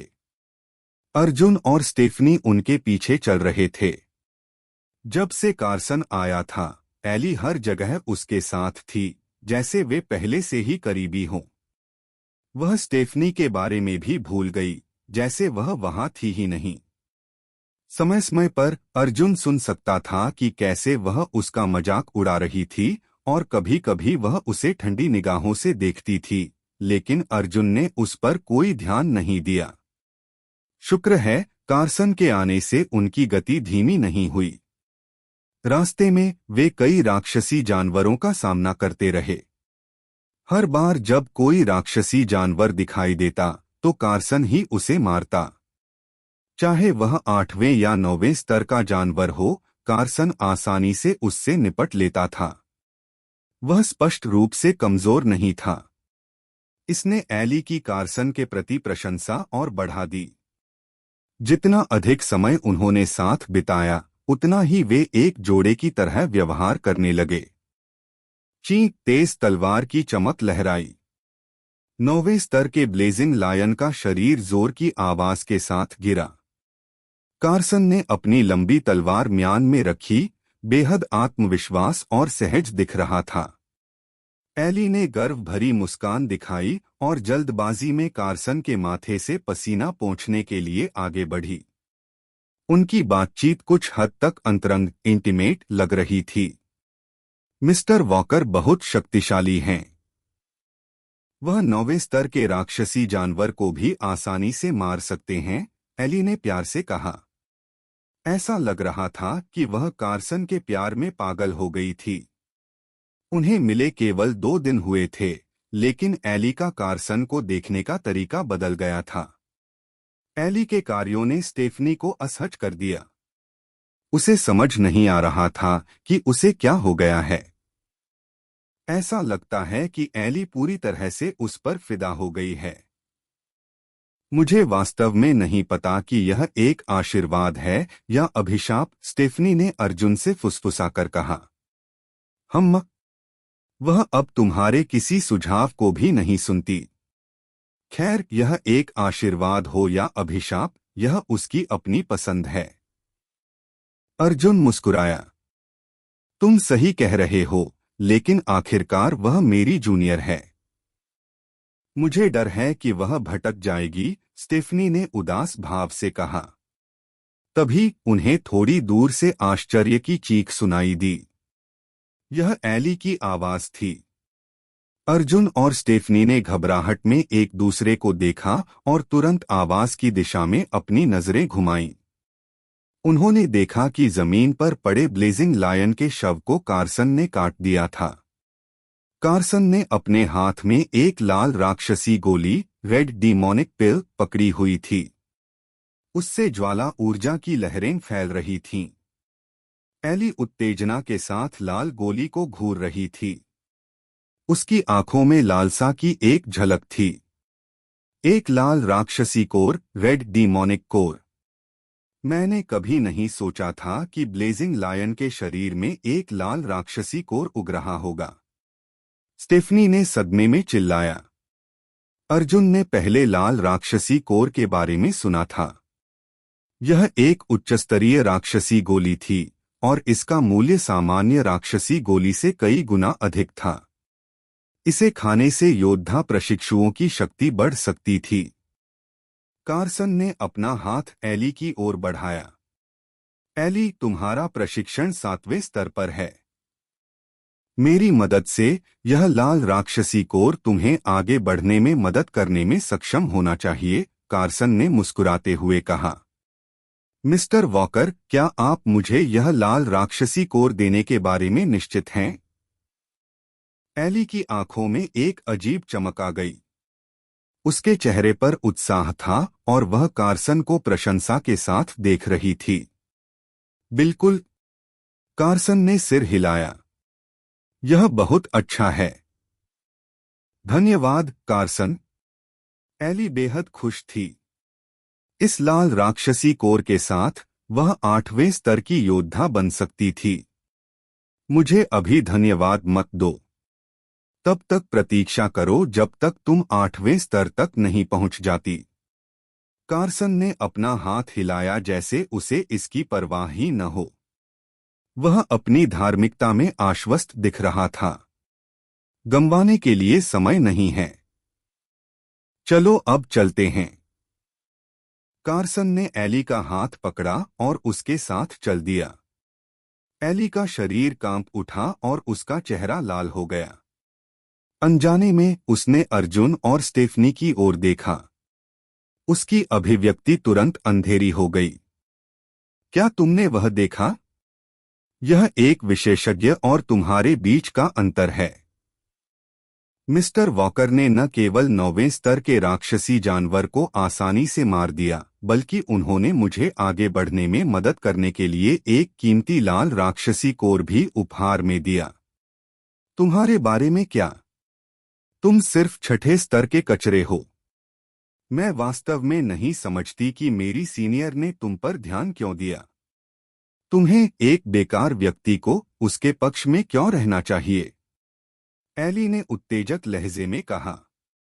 उसने अर्जुन की तुलना कार्सन से करने की धृष्टता की और उसे कचरा कहा। उसकी धृष्टता ने उसे यह भुला दिया कि कुछ दिन पहले अर्जुन ही था जिसने एली और स्टेफनी की जान बचाई थी। केवल 2 छोटे दिनों में उसका दिल बदल गया था। उसका स्नेह काई से हटकर कार्सन की ओर हो गया था। सब कुछ बहुत तेजी से हो रहा था। इसका मुझसे क्या लेना देना है? कम से कम जब तुम मुंह खोलो तो सम्मानजनक रहो, अर्जुन ने उसे दृढ़ स्वर में कहा। एली, इस मूर्ख व्यक्ति के साथ बकवास मत करो। मेरी दुनिया कुछ ऐसी नहीं है जिसे उसके जैसे लोग समझ सकें। भविष्य में यदि वह तुम्हें उकसाने की हिम्मत करता है तो मैं निश्चित रूप से उसे मार डालूंगा, कार्सन ने अहंकारी स्वर में कहा। उसने अर्जुन को ठंडी नजरों से देखा। फिर वह एली के नाजुक रूप के सामने एक सुरक्षा कवच की तरह खड़ा हो गया। एली ने उसे प्यार से देखते हुए अपना सिर हिलाया। जहां तक कार्सन का संबंध था, अर्जुन एक मच्छर जितना महत्वहीन था। यह कहकर कार्सन एली को अपने साथ ले गया और वहां से चला गया। जाने से पहले वह उपहास भरी नजरों से अर्जुन की दिशा में देखना नहीं भूला। एली बहुत ज्यादा कर रही है, स्टेफनी ने गुस्से में कहा। उसे एली के हालिया काम बिल्कुल पसंद नहीं आए। तुरंत उसकी नजरें अर्जुन पर पड़ी। अर्जुन, तुम पहले क्यों नहीं चले जाते? अगर कार्सन बाद में वापस आता है तो मुझे डर है कि वह तुम्हें नुकसान पहुंचा सकता है। अर्जुन शांति से मुस्कुराया और कहा, मुझे अभी भी तुम्हारी सुरक्षा करनी है। मनोरंजन के साथ स्टेफनी उसकी बातों पर मुस्कुराए बिना न रह सकी। उसके चेहरे पर दो हल्के डिम्पल्स दिखाई दिए। उसने उन्हें असाधारण रूप से प्यारा पाया। यद्यपि वह जानती थी कि वह केवल स्थिति को हल्का करने की कोशिश कर रहा था, उसे अपने दिल में गर्माहट महसूस हुई। यह मजाक करने का सही समय नहीं है। वह कार्सन बहुत मजबूत है। वह 8वें स्तर पर है। तुम शायद उसका मुकाबला नहीं कर पाओगे। स्टेफनी की मुस्कान गायब हो गई और उसकी अभिव्यक्ति गंभीर हो गई। वह चाहती थी कि अर्जुन भविष्य के विवादों से बचने के लिए इस जगह से चला जाए। अगर कार्सन मुझे मारना चाहता है तो मैं स्टेफनी के पीछे छिप जाऊंगा। अर्जुन ने अपने कंधे उचकाए और एक निंदक अभिव्यक्ति दिखाई। स्टेफनी इतनी नाराज हो गई कि उसका चेहरा लाल हो गया। उसने एक लंबी आह भरी और एक पल के लिए वह अवाक रह गई। इस बीच जहां अर्जुन और स्टेफनी खड़े थे, उससे दूर एक बेहद शांत गुफा थी। अंदर एक पुरुष और महिला की आकृति थी, दोनों पालथी मारकर बैठे थे। एक दूधिया सफेद प्रभामंडल हेलो उनके शरीरों को घेरे हुए था और उनके चारों ओर मौलिक ऊर्जा की लहरें उमड़ रही थीं। ये दो लोग कार्सन और एली थे। परेशान न होने के लिए कार्सन ने जानबूझकर एली को आगे बढ़ाने में मदद करने के लिए इस शांत गुफा को चुना था। लाल राक्षसी कोर द्वारा निर्मित ऊर्जा एली के शरीर के माध्यम से बहती रही, उसकी नसों और हड्डियों को पोषित करती रही। कार्सन भी एकाग्रता में गहरा था। उसने एली की पीठ पर अपने हाथ रखे और अपनी भुजाओं से अजीब ऊर्जा की लहरें एली के शरीर में स्थानांतरित कीं। दो ऊर्जाओं के प्रभाव में एली की जन्मजात शक्ति धीरे धीरे विकास के 8वें स्तर की ओर बढ़ गई। अनिश्चित समय के बाद एक अजीब आवाज सुनाई दी और एली के शरीर पर आभा बदल गई। कार्सन की मदद से उसने सफलता प्राप्त की और 8वें स्तर तक उन्नत हो गई। जैसे ही उसने अपनी आंखें खोलीं, एली के नाजुक चेहरे पर एक उत्साहित अभिव्यक्ति थी। आखिरकार उसने सफलता प्राप्त कर ली थी और 8वें स्तर की योद्धा बन गई थी। उसकी ताकत बदल गई थी। बधाई हो एली। कार्सन ने एली को देखा और मुस्कुराया। यह उस तरह की मुस्कान थी जिसने लोगों को आरामदायक महसूस कराया और इसका एली पर विशेष प्रभाव पड़ा। इस क्षण उसने तय किया कि कार्सन उसके लिए आदर्श पुरुष है। एली, तुम बहुत सुंदर हो। कार्सन ने उसे प्यार से घूरते हुए कहा। इस क्षण वह वास्तव में असाधारण रूप से सुंदर दिख रही थी। पसीने के कारण उसके कपड़े उसके शरीर से चिपक गए थे, जिससे उसका फिगर आंशिक रूप से दिखाई दे रहा था। कार्सन उसकी चिकनी त्वचा और उसके सीने को देख सकता था। कार्सन अब खुद को रोक नहीं सका। उसने आवेग में उसके शरीर को अपनी बाहों में खींच लिया और उसके गर्म होठों को चूम लिया। गुफा के अंदर एली संतोष के साथ कार्सन की बाहों में सिमटी हुई थी। कार्सन, मैं तुम्हें सब कुछ दे दूंगी। मुझे निराश मत करना, एली ने धीरे से फुसफुसाया। अब से तुम मेरी औरत हो, कार्सन ने उसकी आंखों में देखते हुए उत्तर दिया। एली उसे देख नहीं पा रही थी, लेकिन उसकी नजरों में गर्व की एक झलक थी। कोई भी महिला उसे कभी मना नहीं कर सकती थी। एली अपनी भावनाओं में इतनी डूबी हुई थी कि उसने इस पर ध्यान नहीं दिया। वह वर्तमान स्थिति से संतुष्ट लग रही थी। कुछ देर बाद वे दोनों वापस अर्जुन और स्टेफनी के पास पहुंचे। स्टेफनी, मैंने सफलता प्राप्त कर ली, एली ने खुशी से घोषणा की। वह गर्व भरी मुस्कान के साथ कार्सन के सहारे खड़ी थी। केवल एक दिन में वह अपने स्तर को पार करने और उस पुरुष के साथ संबंध बनाने में सफल रही थी जिसे वह प्यार करती थी। वह अच्छे मूड में थी। स्टेफनी उसकी ओर मुड़ी। उसकी आंखें तुरंत फैल गईं और उसका चेहरा जमसा गया। वह थोड़ा कांपते हुए हकलाकर बोली, एली, क्या तुमने अपनी कौमार्य वर्जिनिटी उसे सौंप दी? यह देखते हुए कि एली की भौहों के बीच का सिंदूरी निशान गायब हो गया था, स्टेफनी समझ गई कि वास्तव में क्या हुआ था। मैं कार्सन के साथ रिश्ते में हूं। तुम्हें मेरे लिए खुश होना चाहिए। तुम मुझे इस तरह क्यों देख रही हो? एली ने स्टेफनी की प्रतिक्रिया पर भ्रम और दुख के साथ माथा सिकोड़ा। उसने इस तथ्य से इनकार नहीं किया कि उसने कार्सन के साथ अपना कौमार्य खो दिया है। उसके लिए यह स्वाभाविक था। एली, क्या तुम पंथ सेक्ट के नियम भूल गई हो? आधिकारिक तौर पर जीवन साथी, दाव कंपेनियन बनने से पहले तुम्हें दूसरों के साथ ऐसा संबंध बनाने की अनुमति नहीं है। स्टेफनी की आवाज ठंडी और तिरस्कारपूर्ण हो गई। स्टेफनी के दिल में पंथ का स्थान सबसे ऊपर था। एली ने उसकी बातों का मजाक उड़ाया। उसने उसके चेहरे को घूरते हुए कहा, कार्सन अद्भुत है। उसने मेरे प्रशिक्षण स्तर को बढ़ाने में मेरी मदद की। क्या तुम देख नहीं सकती? इसके अलावा हम प्यार में हैं। अगर पंथ को अभी भी हमारे संबंध पर संदेह है तो मैं छोड़ दूंगी। मेरी दोस्त के रूप में मैंने उम्मीद की थी कि तुम मेरी और मेरी उपलब्धियों के लिए खुश होगी, लेकिन तुमने खुशी का कोई संकेत नहीं दिया। इतनी नकारात्मकता क्यों? क्या तुम मुझसे जल रही हो? एली ने निर्लज्जता से स्टेफनी की आंखों में देखा। एली के तीखे शब्दों से स्टेफनी अवाक रह गई और उसका दिल और ठंडा हो गया। अगर तुम मुझसे जलती हो तो बस कह दो, एली ने आगे कहा। मैं कार्सन से कहूंगी कि वह तुम्हें अपनी उपपत्नी कॉन्क्यूबाइन बना ले। हम एक साथ वॉकर परिवार में विवाह कर सकते हैं और फिर अपनी शक्ति बढ़ाना हमारे लिए और भी आसान हो जाएगा। इसके बारे में सोचो, एली ने गर्व से सुझाव दिया। उसे अपने शब्दों की अनुचितता का बिल्कुल एहसास नहीं था। बेशर्म, स्टेफनी ने दुख भरी नजरों के साथ डांटा। उसका शरीर गुस्से से कांप रहा था और उसने अपनी मुट्ठियां कस ली थीं। एली पूरी तरह बदल चुकी थी। स्टेफनी हैरान थी कि वह ऐसी बातें कह सकती है।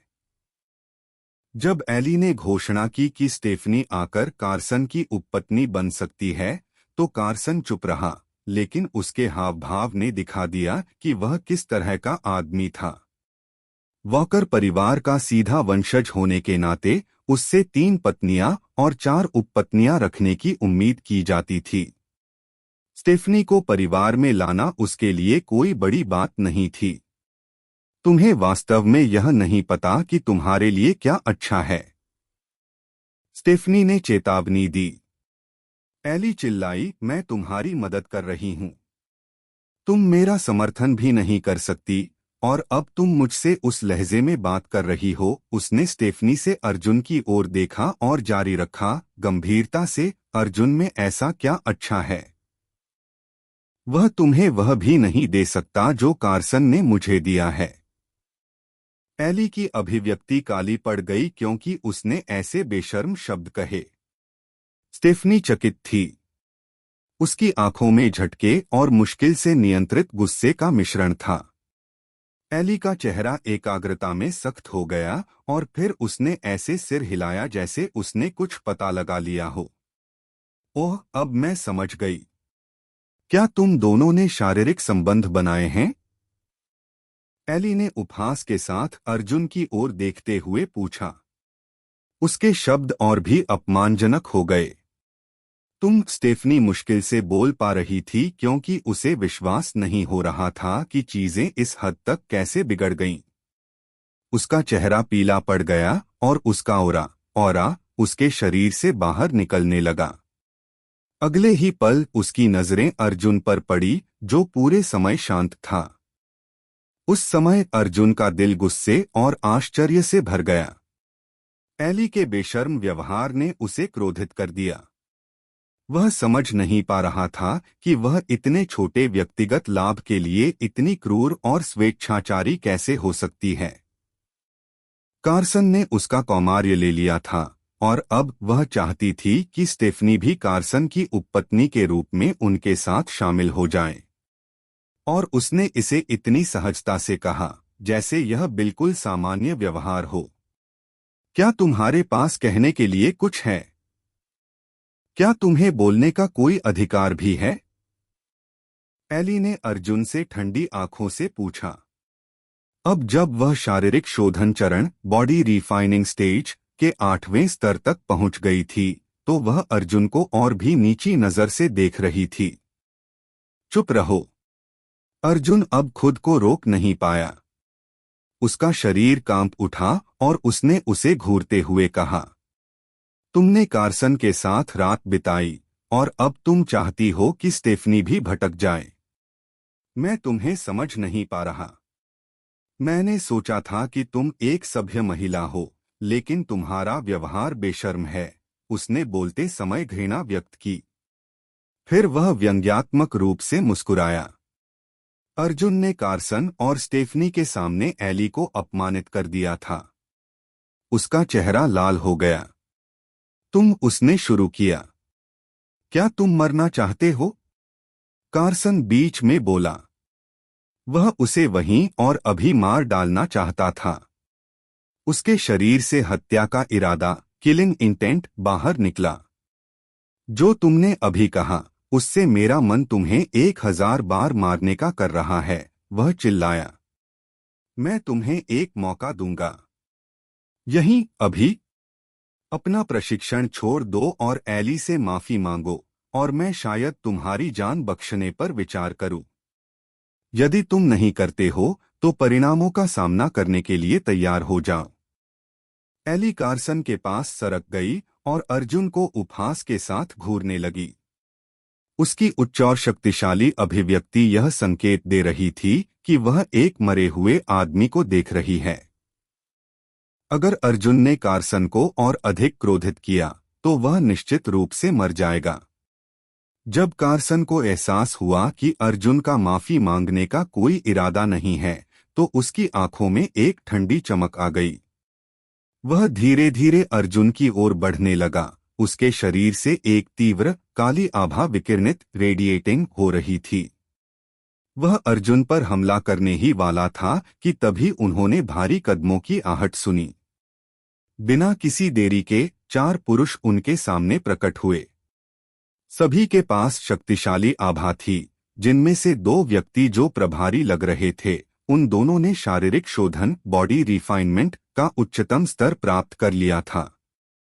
कुंवर, सायोन, उसे देखो। उन युवकों में से एक ने एली पर नजर डाली और उसे बेतहाशा घूरने लगा। वह काफी सुंदर है, उसने जोड़ा। एली दिखने में आकर्षक थी और कई पुरुषों को पसंद थी। हालांकि उसने माथा सिकोड़ा और उसका चेहरा बिगड़ गया जब उसने उनके अभद्र शब्द सुने। कुंवर कहे जाने वाले व्यक्ति ने सिर हिलाया और एली की ओर दुष्टता से मुस्कुराया। उसकी नजरें नीचे उसके सीने पर टिक गईं और उसकी आंखें वासना से चमक उठीं। मुझे वह चाहिए, कुंवर ने घोषणा की। उसकी मुस्कान चौड़ी हो गई और वह निश्चित लग रहा था कि उसे वह वास्तव में मिल जाएगी। तुम क्या चाहते हो?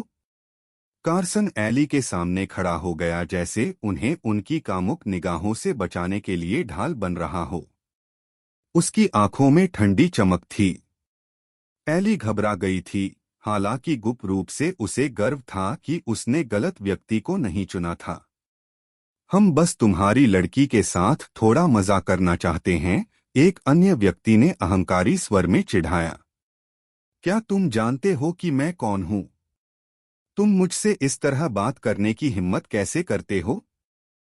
तुम्हारे पास यहां से जाने के लिए 3 सेकंड हैं। कार्सन ने उनके सामने खड़े होकर उपहास किया। कार्सन शाही परिवार का युवा मास्टर है। एली आगे आई और गर्व से कहा, वह ऐसा व्यक्ति है जिसे अपमानित करने का जोखिम तुम नहीं उठा सकते। यदि तुमने उसका अपमान किया तो तुम सभी मारे जाओगे। उसने अपनी और कार्सन की रैंक पर गर्व करते हुए उन्हें डराने के लिए उसके कुलीन पहचान का उपयोग किया। युवक उस खतरे पर हंसे जिसे उन्होंने स्पष्ट रूप से हास्यास्पद माना था। ओह नहीं, उनमें से एक ने डरने का नाटक करते हुए कहा। कुंवर, वे कहते हैं कि वे शाही परिवार से हैं और हमारे पास यहां से जाने के लिए 3 सेकंड हैं। हमें क्या करना चाहिए? शाही परिवार, कुंवर ने अपनी आंखें थोड़ी सिकोड़ते हुए पूछा। बिल्कुल, शाही परिवार। क्या अब तुम डर गए हो? एली उनका उपहासपूर्ण लहजा नहीं समझ पाई, वह खुद पर प्रसन्न थी। उसके हाथ पैर काट दो और उसे मार डालो। महिला को ले जाओ, कुंवर ने एली के शब्दों को खारिज कर दिया। उसकी आवाज में कोई भावना नहीं थी। उनके आगमन के बाद से उसने शायद ही कभी कार्सन की ओर देखा था। जैसे ही कार्सन की आभा खिली, एक और व्यक्ति ने कहा, स्टैनले पार्क के कुंवर को धमकी देने की तुम्हारी हिम्मत कैसे हुई? नर्क में जाओ, उसने कार्सन को घृणा के साथ देखा। स्टेनली पार्क का कुंवर, अर्जुन ने अपने मन में फुसफुसाया और अपनी भौहें ऊपर उठाईं। स्टेनली पार्क का नाम उसे पता था। यह पश्चिमी अमेरिका में एक अत्यंत शक्तिशाली मार्शल एस्टेट था। पंथ में अनगिनत विशेषज्ञ थे और वे यिन को अवशोषित करने और यांग को भरने में निपुण थे। वे बेहद दुष्ट थे। उनकी ताकत इनविक्टस के पंथ से थोड़ी ही अधिक थी। स्टेनली पार्क का कुंवर प्रतिष्ठित था। यह समझ में आता था कि वह अहंकारी और अत्याचारी होगा। कार्सन की ताकत और प्रतिभा वॉकर परिवार में सबसे मजबूत नहीं है। कुंवर को उसके बारे में क्यों चिंता करनी चाहिए? अर्जुन ने सोचा। उसी समय पुरुषों के शरीरों से आभा खिली और उनमें से एक ने हथेली की शक्ति, पाम पावर की एक धारा छोड़ी, बिना किसी चेतावनी के कार्सन को मार दिया। कार्सन ने एक दर्दनाक चीख निकाली और पीछे गिर गया। वह जोर से जमीन पर गिरा और अपने बगल में खून की एक उल्टी की। उसने उस युवक को हैरान होकर घूरते हुए देखा जिसने अभी अभी उस पर हमला किया था। यह स्पष्ट था कि कार्सन उस व्यक्ति की ताकत का मुकाबला नहीं कर सकता था। एली घबरा गई, उसकी अभिव्यक्ति डर में बदल गई। वह इस स्तर की लड़ाई में मदद नहीं कर सकती थी और केवल अपने प्रेमी को दर्द में तड़पते हुए देख सकती थी। कार्सन को गिराने के बाद कुंवर के आदमियों ने उसे घेर लिया। एक ने एक लंबी चाकू निकाली और उसे चिढ़ाते हुए कार्सन के पैरों पर वार किया। कार्सन का पहले का गर्व भरा भाव गायब हो चुका था। डर ने अब उसके दिल को भर लिया था। वह जल्दी से अपनी तरफ लुढ़का, बमुश्किल एक और आगामी हमले से बचा। रुको, उसने पागलों की तरह अपने हाथ हिलाए, अपने हमलावरों से रुकने की भीख मांगी। उसकी अभिव्यक्ति में अब कोई अहंकार नहीं था। जो कुछ बचा था वह उसके अंदर गहराई में डर था। उसे अब समझ में आ गया था कि उसका अहंकार उसे मार सकता है। वे उस पर कभी दया नहीं दिखाएंगे सिर्फ इसलिए कि वह एक वॉकर था। मेरी बात सुनो, उसने भीख मांगी, उसका माथा ठंडे पसीने से ढका था। बोलो, एक आदमी ने औपचारिक स्वर में कहा। मैंने आपको अपमानित किया है। मैं 10,000 बार मरने के लायक हूं। कृपया मुझे माफ कर दें। कार्सन ने उनके सामने घुटनों के बल झुकने की कोशिश की। वह पसीने से तरबतर होकर प्रार्थना करने लगा। एली जम गई, यह सोचते हुए कि कार्सन की कार्रवाई दुश्मन को घातक प्रहार करने का मौका देने के लिए एक देरी की रणनीति थी। तुम उस महिला के साथ क्या करने की योजना बना रहे हो? कार्सन के हमलावर ने पूछा, अपना सिर एली की ओर झुकाया। आप उसके साथ जैसा चाहें खेल सकते हैं। मैं केवल यही मांग करता हूं कि आप मेरी तुच्छ जान बख्श दें। उसके शब्द जल्दबाजी में थे क्योंकि उसने अपनी जान की भीख मांगी, यह दिखाने की पूरी कोशिश की कि वह छोटा और धमकी न देने वाला है। क्या उसने अभी कहा कि वे मेरे साथ खेल सकते हैं? एली ने सोचा। यह देरी की रणनीति की तरह कम और ऐसा लग रहा था कि कार्सन खुद को बचाने के लिए उसका बलिदान कर रहा है। उसके शब्दों ने उसे बिजली की तरह चोट पहुंचाई और वह डर और गुस्से के मिश्रण में कांपने के अलावा और कुछ नहीं कर सकी, क्योंकि उसने कहा, कार्सन तुम